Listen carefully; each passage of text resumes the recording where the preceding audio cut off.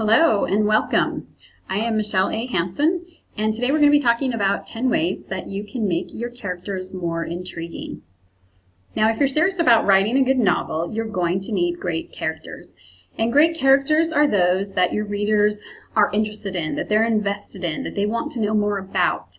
And so if we're going to create great characters that are really going to resonate or to keep a reader's interest all through the book, we need to make them intriguing. And there are several ways that you can do that. And so today we're going to talk about 10 ways that you can create intrigue with your characters.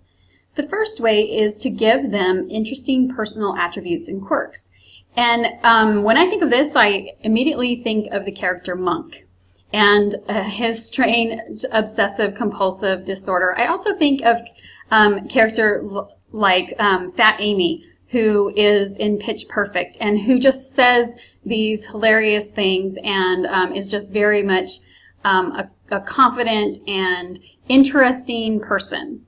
So those are two examples of characters who have interesting quirks. The next one is to give your characters special training.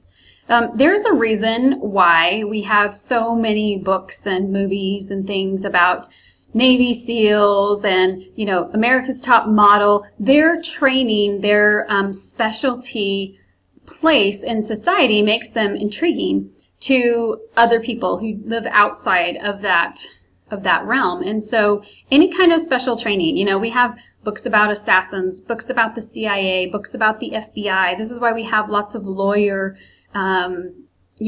books and police books and things like that. So any kind of special training that gives your character an interesting thing about them that other people that isn't part of common knowledge. The third way is to give your character a powerful role. And this is something that Shakespeare understood so well. He always had characters who were in high places of society, kings and princes.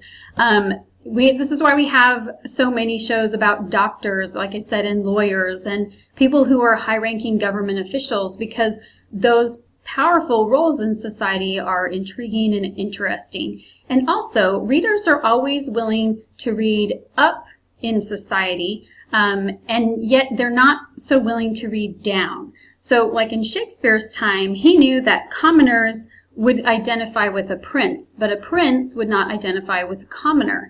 And so if you make that character a prince or a princess, then ordinary people will identify with them in their powerful role in society.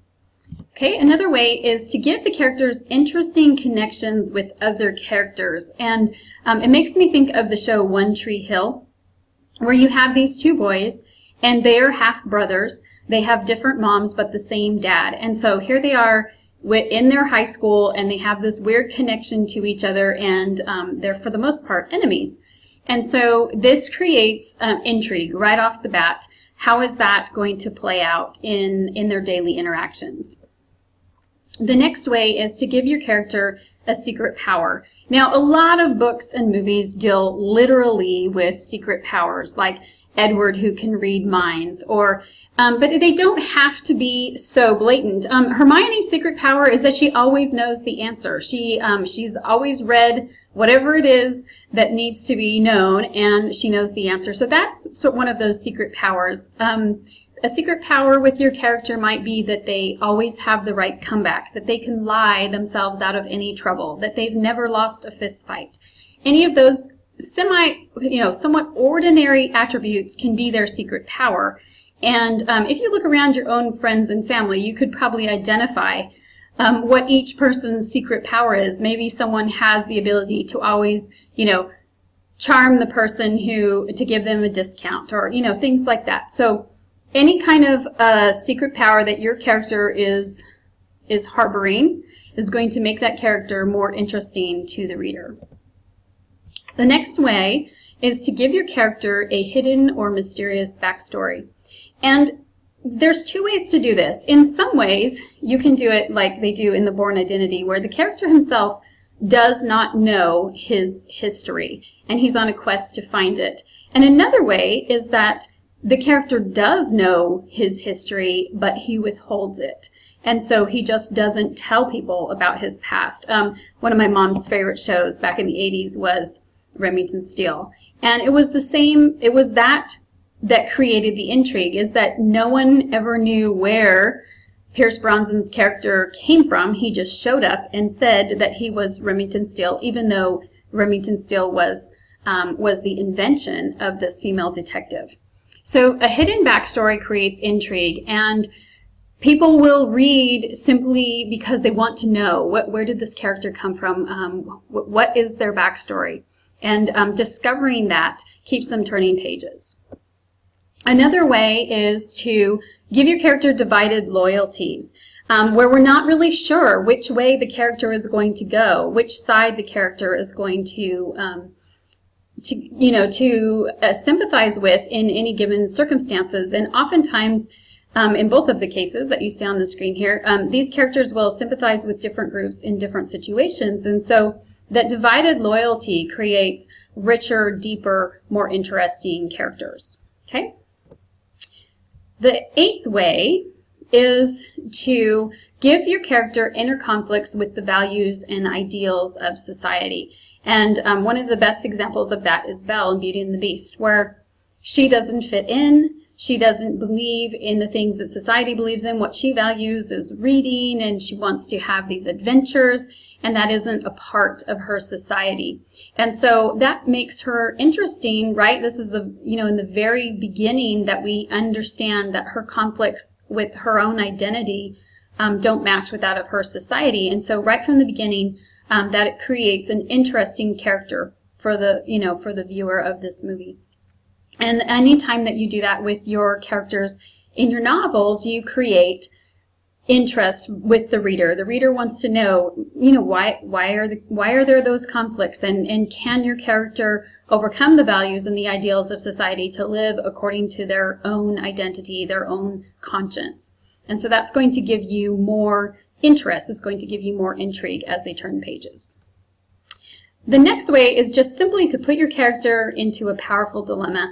Make your character choose between two equally bad options or two equally good options. Or if I choose one thing, it's going to hurt this person that I care about. If I choose another thing, it's going to hurt society.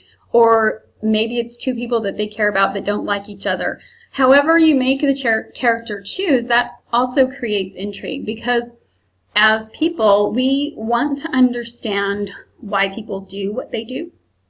And if your character chooses an unexpected thing, we want to understand that. If we can always predict the way that the character is going to act, it's not going to create the same level of interest as if the character has some level of unpredictability.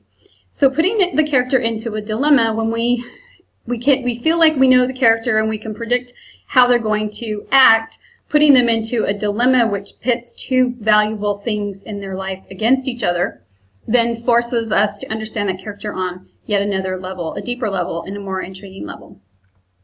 And then finally, if your character is keeping a juicy secret, oftentimes we understand from the very beginning that the character is telling us a story, but there are things the characters won't tell us. Or if it's a minor character, there are things that the character just won't tell the protagonist. And that creates intrigue. I was reading recently a book by Matt Della Pena, and he was talking, and the character's talking in the first chapter about how his mom doesn't look him in the eyes anymore. And he says, it's because of what I've done. And he goes through and he's telling you about where he's at, and he's going through this court system, and he's being assigned to a group home. And all along he says, and it's all because of what I've done. But he doesn't tell you right off the bat what it is that he did. And so you keep reading because you want to know, what did he do? I want to know what he did. I want to know what was so bad that his mom can't look him in the eye anymore. And what is so bad that he obviously hasn't forgiven himself. And so that's the last way on my list of 10 that you can make your characters more intriguing.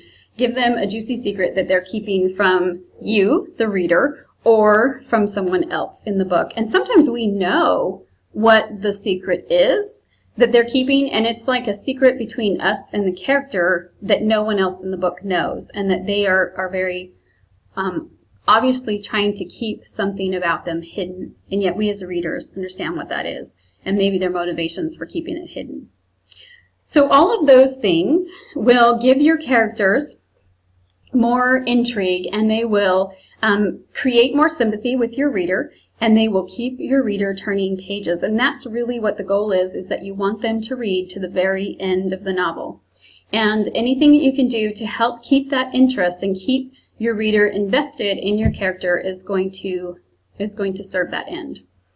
So thanks for joining me for this short little video module on 10 ways to make your characters more intriguing.